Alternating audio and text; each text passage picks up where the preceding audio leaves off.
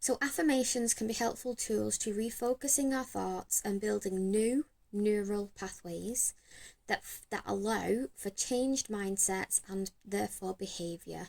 This also affects how we speak to ourselves, the beliefs we hold, and basically just our everyday internal monologue with ourselves and about ourselves.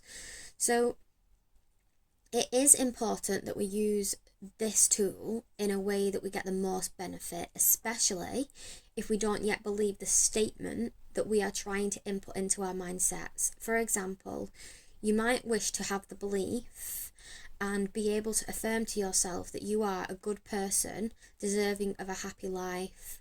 But if you don't believe that, and you really don't believe that, like at all, and you feel quite cynical about it, or like you just don't feel connected to it at all, it's not gonna work. So in the general way that affirmations are promoted, I feel like a lot of them fail, and a lot of people don't like these ways of dealing with affirmations is because it just sets you up to fail.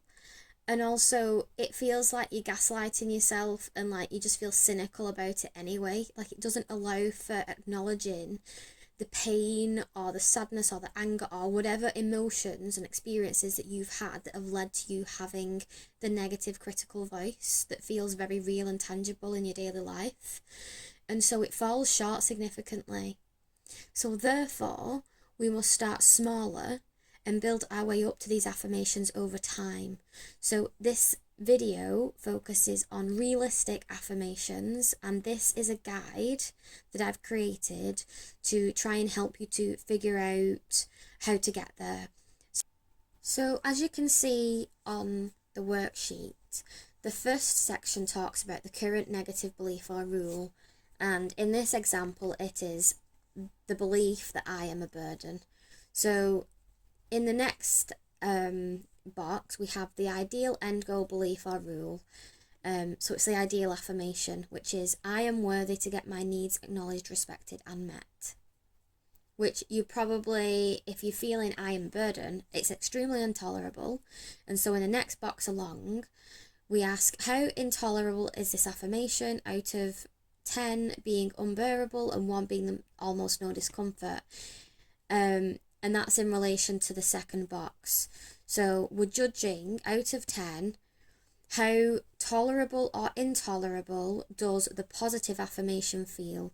And in this instance, it might be very highly intolerable and rate between a 7 and a 9, for example. And see how the belief and the end goal affirmation are distinctly contrasting each other. They're in conflict. Now, internal conflict causes distress. And so this is another reason why I think that toxic positivity in the form of affirmations that you don't believe just falls flat. So how do we eventually get to the end goal affirmation, or as close to it as possible? Well, we break this down to a tolerable affirmation. So we move on to the next box. And the next box asks, what could make this affirmation more tolerable? What might a bite-sized version of the affirmation be? So what we do is we build it up from the lowest point rather than going straight to the flipped positive version of the negative one. So you might start by just changing the I am a burden to something slightly more positive with the example that is given, I am not always a burden. So you can see how it's only a slight positive slant, which for somebody who's believed I am a burden deeply and for a prolonged amount of time and believes they have lots of evidence of that, even this minor change can feel very difficult to begin to try, but you have to start somewhere and push yourself, because otherwise you're never going to get the changes that you need. It has to be positive enough to make the change, and that is probably the lowest we could go to still begin to potentially change it. So as an example, so it's about small changes, not massive changes. So I am a burden becomes I am not always a burden. So it opens the door for a slightly different possibility, which is still uncomfortable, but it's uncomfortable enough that you can tolerate it, and therefore get a few positive changes, get your foot in the door to begin challenging the negative belief, to weaken it, and then to begin to build new opportunities. So we go on to the next section. Practice this affirmation daily, even when the negative thoughts are not present or intense. Practice and use when the thoughts also come up and feel intense where possible.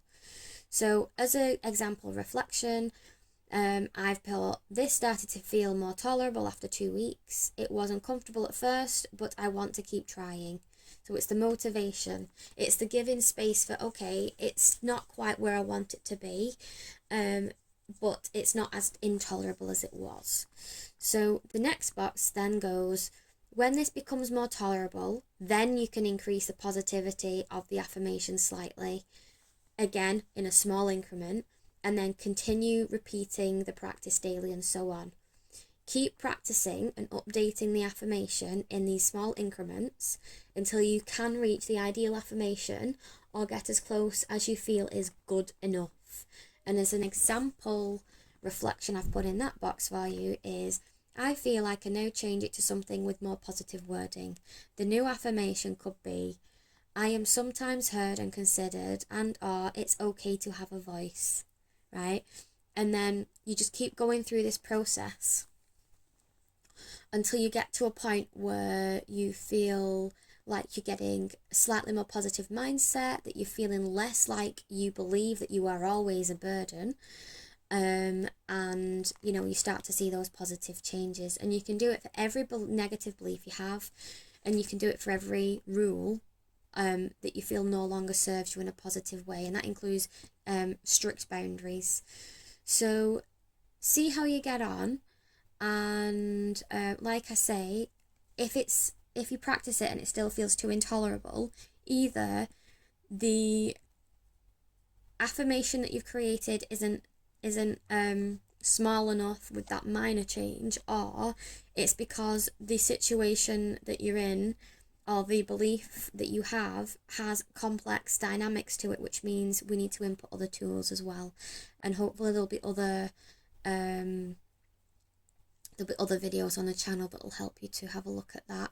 Or you can contact me for a free consultation to see if you would like to work with me, and I can then support you through this process and help you to figure out what other tools and what other processing things that you need support with. I hope you found this helpful, and I'll see you again soon.